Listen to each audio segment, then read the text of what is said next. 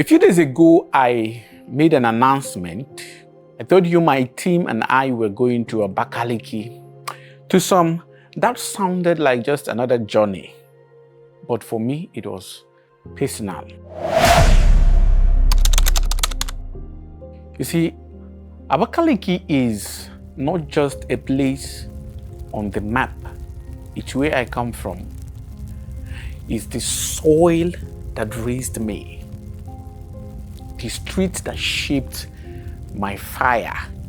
The place where I first saw both the beauty and the brutality of life. I know what it means to suffer there. I've seen mothers breaking their backs in the sun for coins that don't come. I've watched fathers humiliated by poverty they didn't choose. And I've seen good people, honest people, struggle to rise while false prophets build empires on their pain. So when I see con men dressed like pastors speaking in the name of God while robbing the poor of their last hope, I just can't keep silent. Not here, at least not in my home. They say charity begins at home, but so does justice.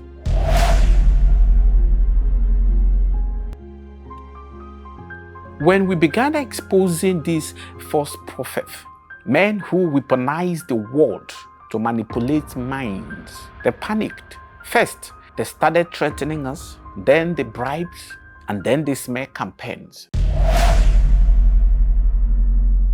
They didn't want to answer the questions we raised. Instead, they paid hungry bloggers and unleashed gullible followers to defame me personally. They claimed I scammed people of 15 million naira and I ran to Abuja. When that didn't fly, they created fake Facebook accounts in my name, messaging themselves, taking screenshots, spreading lies, and claiming that it was me.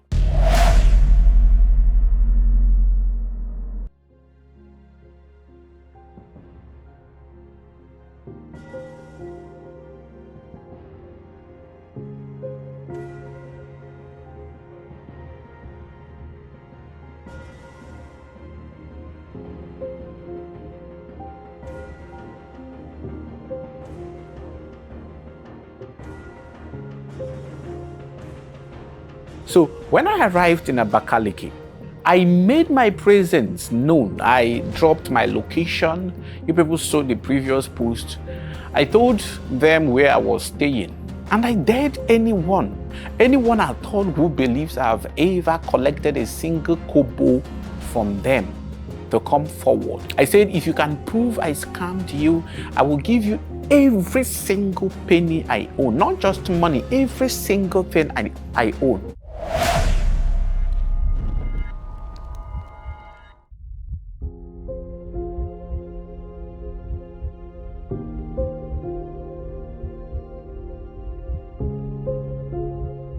One came. Not one. And to the so-called pastors who felt offended by our investigations, I also gave them an open invitation.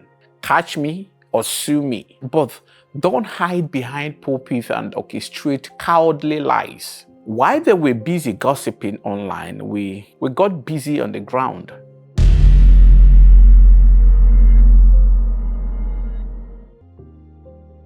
We went to visit the poor old people's home. I believe so many of you in Abakaliki know this place. Some of you also met us there.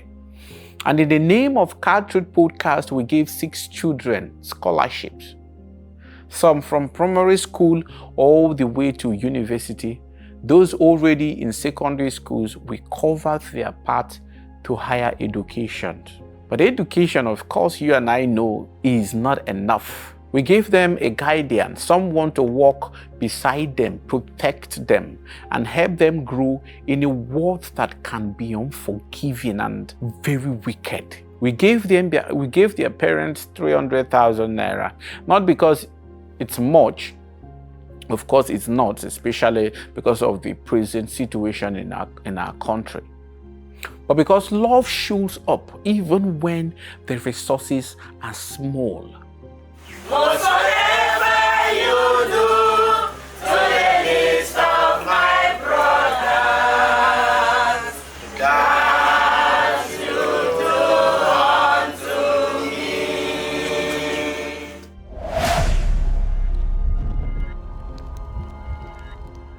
It's been a very eventful one in Abakaliki, the city of Abakaliki. Since I came back, me and my team, we've not rested. It's been from one place to another, from one location to another. And this is Wisdom, aka Njoko, the heartbreaker of Ndiamoya, first prophet.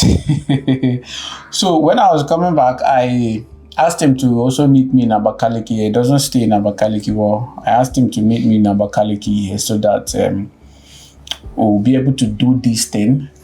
And we've given him the sum of 1 million naira. All right.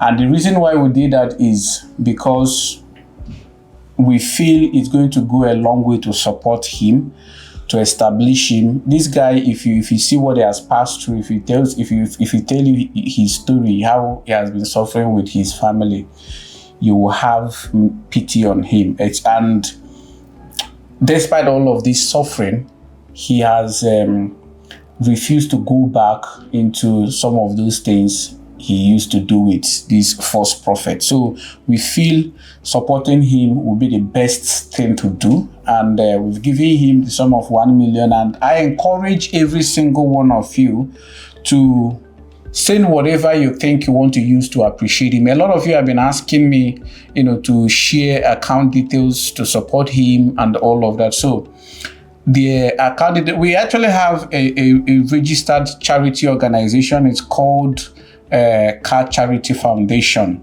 All right, so the account number is below. You can send whatever support you have for him. And of course, the way we do it here, whatever money you send, we'll account for it. We'll give you every single account on how we spend the money. So be rest assured that whatever you give to him will get to him. And then whatever you also want to use to support the work of KaaTruths Podcast, of course, you can go ahead and also send us whatever it is you want to use to support us. So Wisdom, do you have anything to say? I am very, very grateful once again. It has been an honor and also a privilege for all this while this has been happening. It has not been easy, a lot of threat and other things, but I refuse to, even with a lot of people. So I appreciate KaaTruths and his crew, and you out there that is listening, that equally believed what I'm saying. I appreciate everybody. I didn't say all this for people to start going to church, no, but because I want all of us to come out from the manipulations of prophets and pastors. That is all. I appreciate every one of you and appreciate KaaTruths and his crew once again. Thank you very much. Of course, most of you have seen our video with Mr.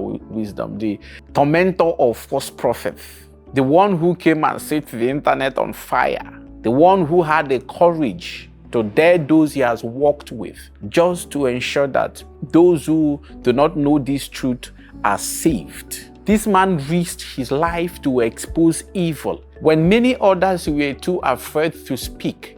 For that courage, we gave him 1 million naira to begin again. But more importantly, we offered him mentorship to help him rebuild his life with dignity and direction.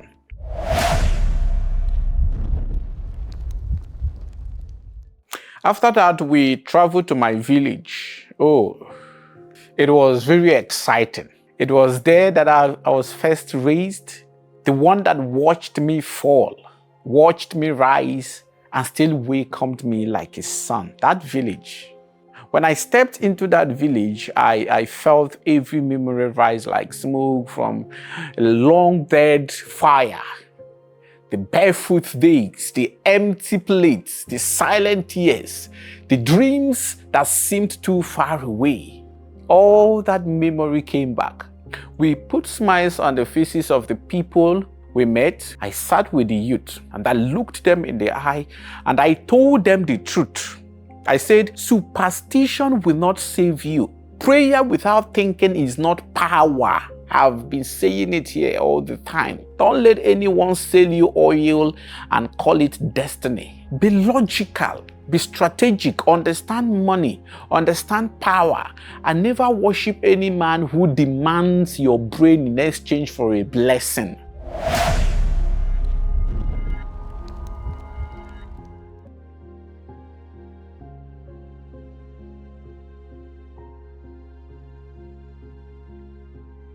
We returned to Abakaliki and met with the Commissioner of Police, a rare kind of leader, humble, disciplined, and focused. Immediately I saw her, I loved her, and I loved the smile on her face. We encouraged her, praised her for the peace she helps protect, and when we began discussing the fake prophet we've exposed, I was shocked. She's been following every detail of our work, every name, every case, every five. She's been paying attention, a proof to how much she wants to ensure that the people of the state are in safe hands and are not taken advantage of.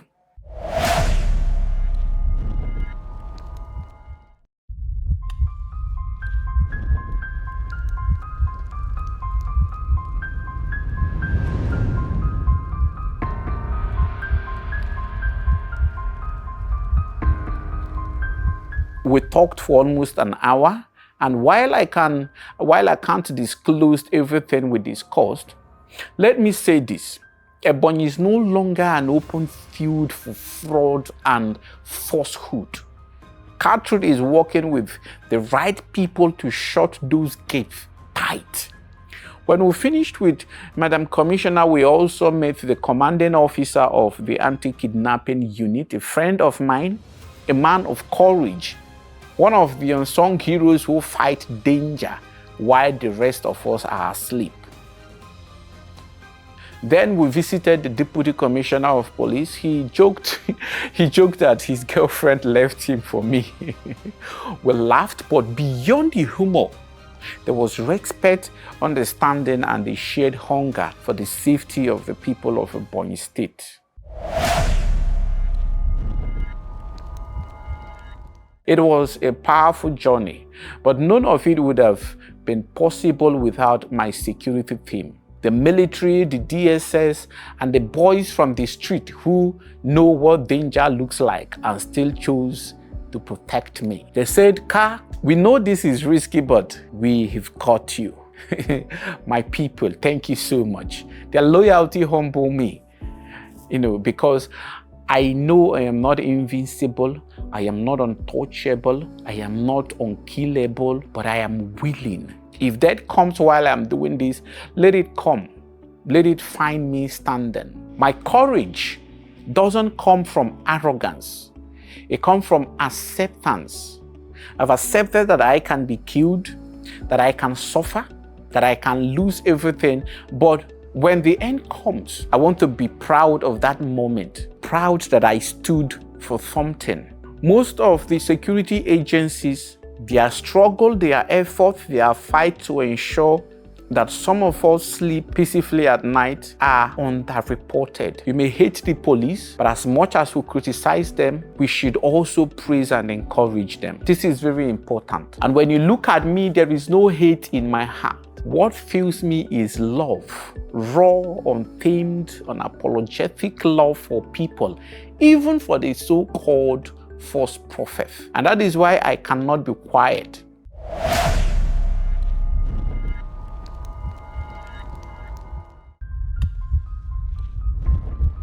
You see, the church was meant to be a place of peace, a place of healing, a place where broken hearts are mended, not manipulated. It should not be a slaughterhouse filled with wolves in robes.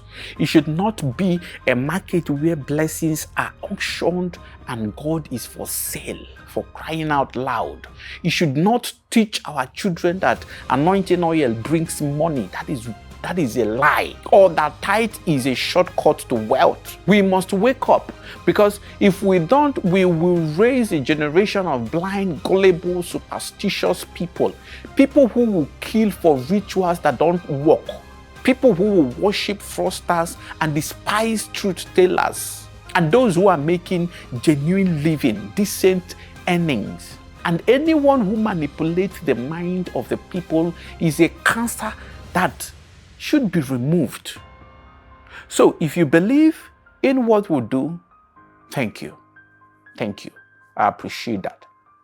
And if you want to support this mission, we'll spend a whole lot to ensure that we bring you all of this. Please send whatever you can to our Charity Foundation account on your screen. And most importantly, watch our previous videos, share them, talk about them, because truth must not die in silence. And as long as I breathe, I assure you, I'll keep speaking, not for fame, not for power, not for influence, but because I remember where I came from, and I owe it to those that have experienced the same thing I experienced. I owe it to those who have lost their loved ones, their property, their money, and their good names to this false prophet. Those who are awake should please wake others. Thank you.